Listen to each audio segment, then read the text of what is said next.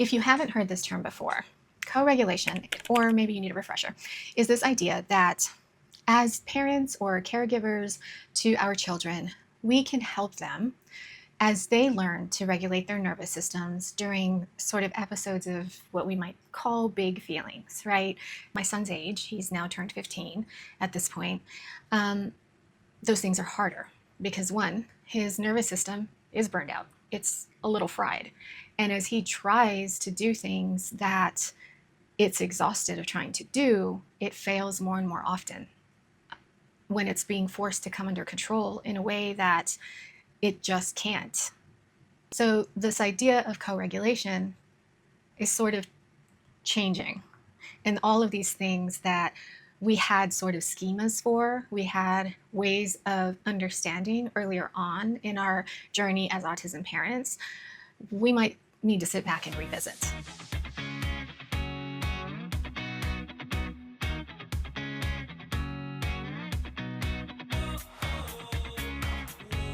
We're going to be talking today about co-regulation.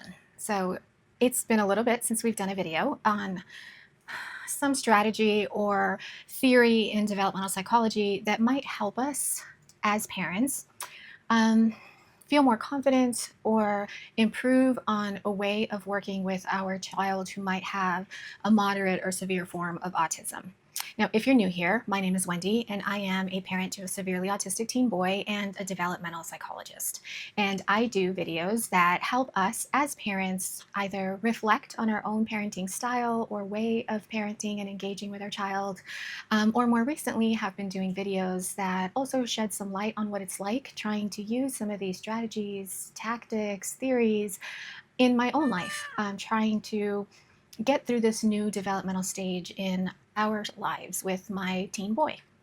So today's video is focused a little bit more on just talking through something that we probably know really well and have heard a lot about called co-regulation. And the reason I wanted to focus on this particularly is because it looks really different for this particular age group, which is sort of teen, adolescents, young adults, something that is slightly different from what we might have known in our toddler and young child sort of age group. And if you haven't heard this term before, co-regulation, or maybe you need a refresher, is this idea that as parents or caregivers to our children, we can help them as they learn to regulate their nervous systems during sort of episodes of what we might call big feelings, right? Maybe they're overwhelmed, overstimulated, especially in autistic children or children who have trouble regulating with huge sensory overloads. Their nervous systems might get a little out of whack and they might have meltdowns. They might respond to loud noises, lots of lights, big crowds of people, and exhibit behaviors. They might start to cry, might start to become aggressive, might just lose a little bit of control of themselves, right? And learning to bring their own nervous systems back to center can be a little challenging. And as their parents or caregivers, we can help them feel a little bit more safe. We can model for them what it's like to remain steady. And we can even do things for them in their environment, like lower the lights. We can control the sound. We can give them some of their comfort items. We can do things that help them regulate. So we co-regulate with them. And when children are younger, this can be a little easier to do for a couple of reasons. I don't want to say that it's easy because that's not fair to a lot of parents who are still going through that in that age group. And it wasn't fair to me when my son was that age. But there are ways that we learn to do that change as they get older. So at that time, we can do things like give them their favorite plush toys or blankets. We can model for them and they will follow our lead because we are still at that age developmentally. We are still helping them process the world in a lot of ways. And they know that. They turn to us at that age to help them understand the world. It's natural. It's part of that developmental stage. It is common for children at that age to look to their parents to say, hey, mom, dad, what's going on here? What do I do? Please show me. And they will want to lead. They will want us to lead them through certain situations. And that can still work they will still say, okay, my mom is breathing a certain way. I want to follow that lead. Or they will say, hey, dad is sitting calmly with his hands under his legs. Maybe if I do that, I will start to feel better, and they will want to do what dad is doing. That kind of thing can still be very helpful to them. And even if our child, which we know when they have autism, will have trouble following our lead or modeling our behaviors, they will try really hard. Even if they are being erratic, if they're yelling, if they are hitting, if they are doing things like that, they will still start to calm themselves based on what we're doing. They will eventually start to come down a little bit. They will eventually react to the dimming lights, the calming sounds. Their nervous system will have some trouble because that's the nature of autism. But those things will still guide them in a way that they have more trouble with later on in life. And at that time, their nervous systems are still practicing. They haven't quite burned out to the point that they have as they get older. So they're still trying to learn those things, and will try. And at my son's age, he's now turned 15 at this point, those things are harder because, one, his nervous system is burned out. It's a little fried.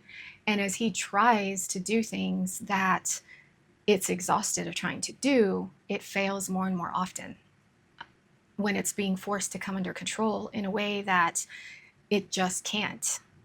It kind of fails, like a rubber band that has been stretched over and over and over and over. It loses its elasticity and stops stretching, or it stays stretched in a position and doesn't keep going back to its normal shape anymore.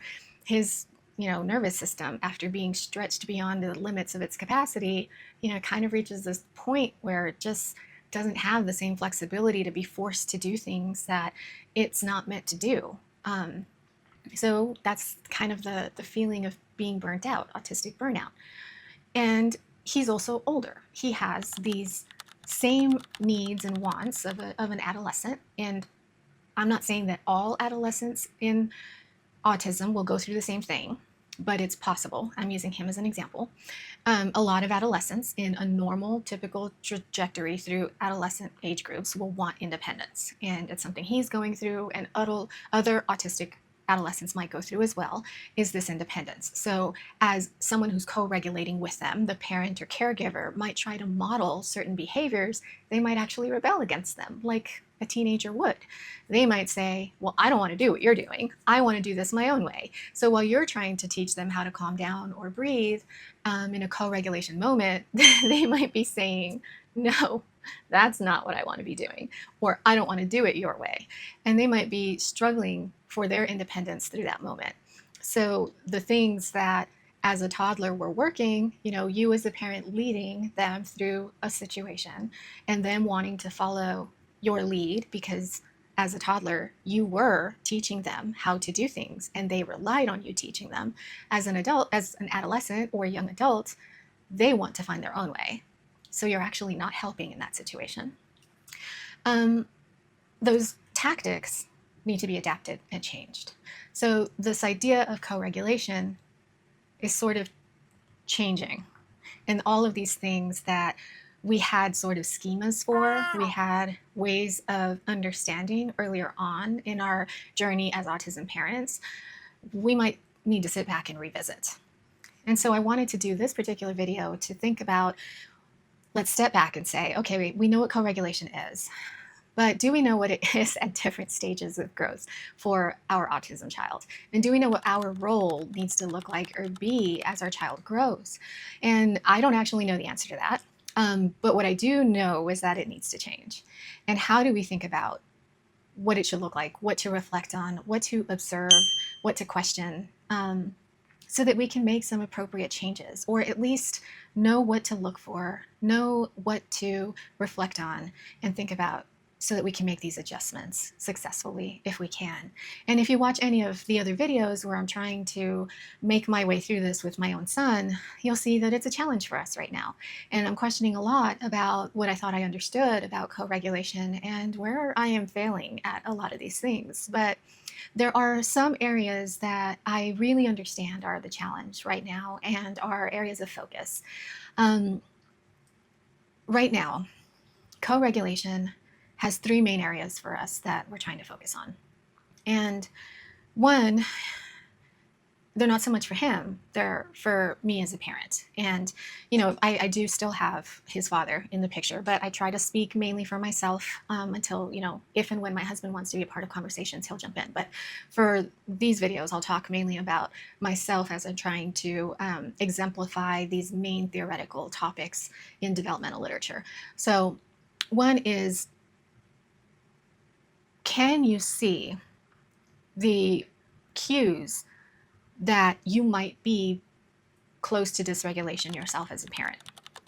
And those cues, first of all, you have to have an understanding that your own dysregulation is going to dysregulate your child. You are in this loop together.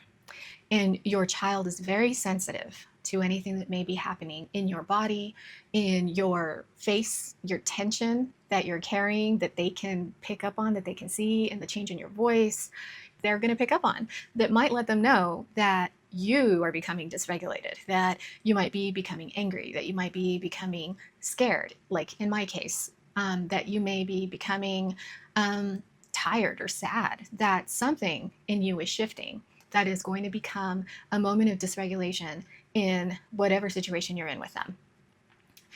And can you pick up on those cues? Are you feeling something physically happening or even emotionally happening that is a cue for you that something might go wrong if you don't see it coming, right? That is sort of an area that can help you focus. Obviously, before that, the first thing would be not to become dysregulated, right?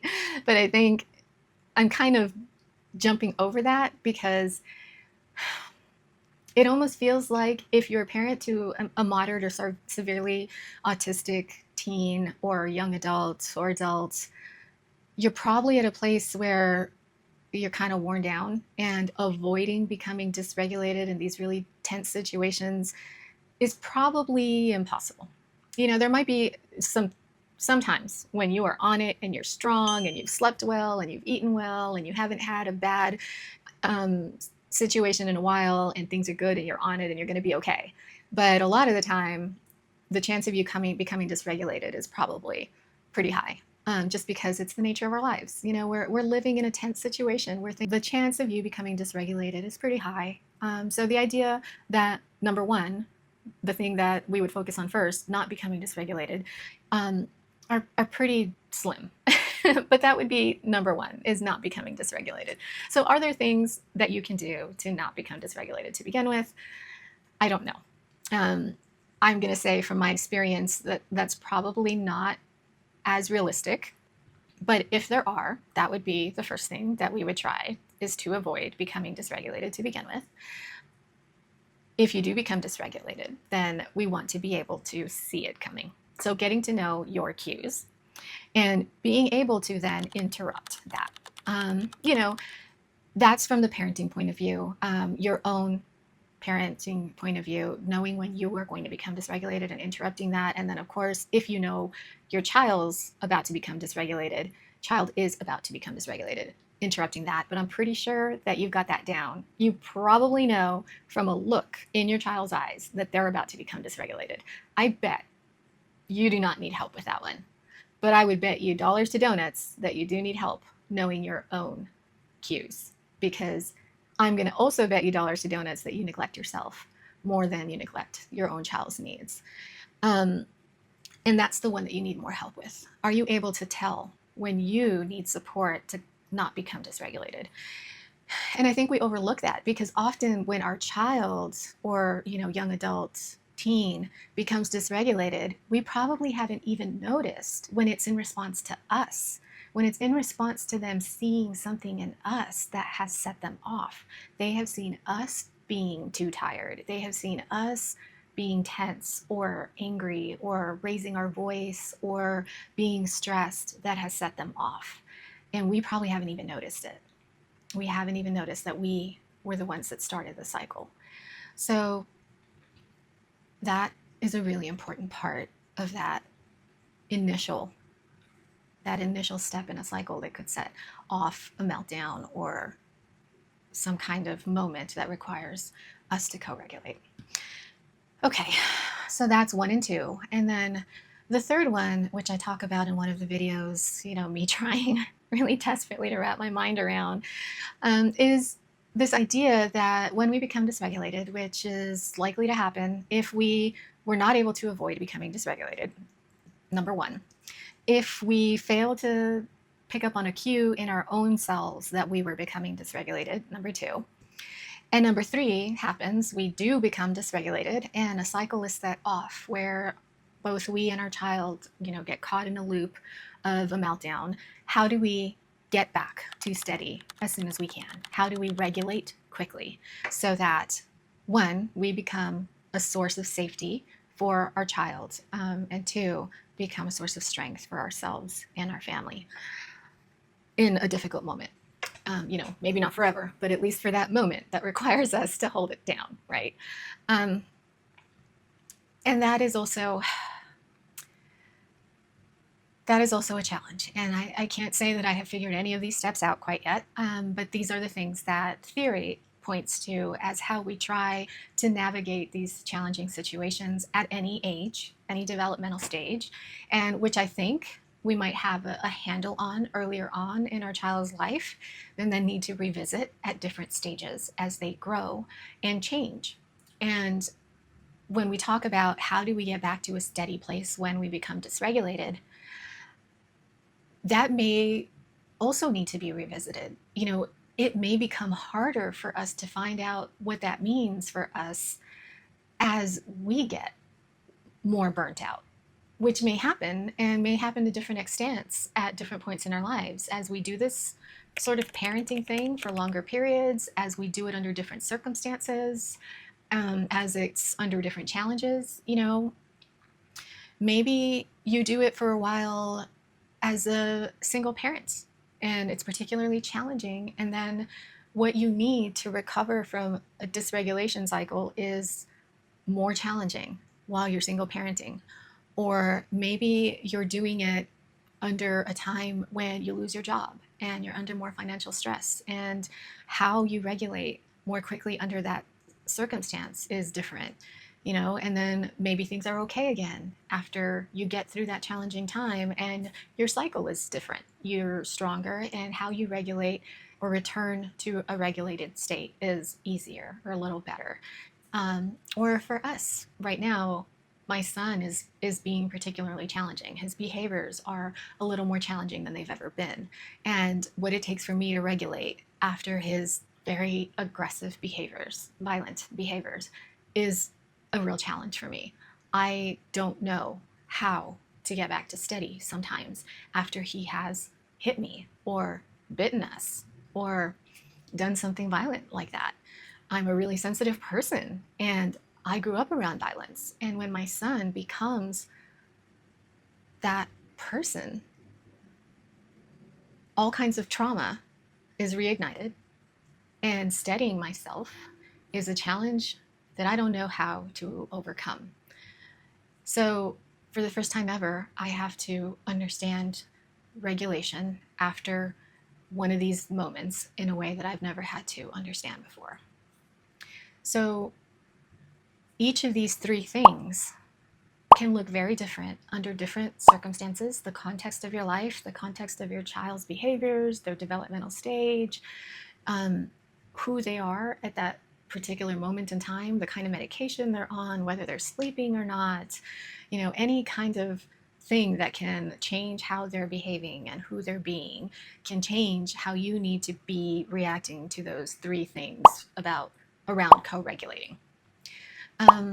So this is all just a reminder about this idea of co-regulation, especially because it's so important to us as autism parents. And I think we might forget that co-regulation is not a thing that only happens early on in a child's life.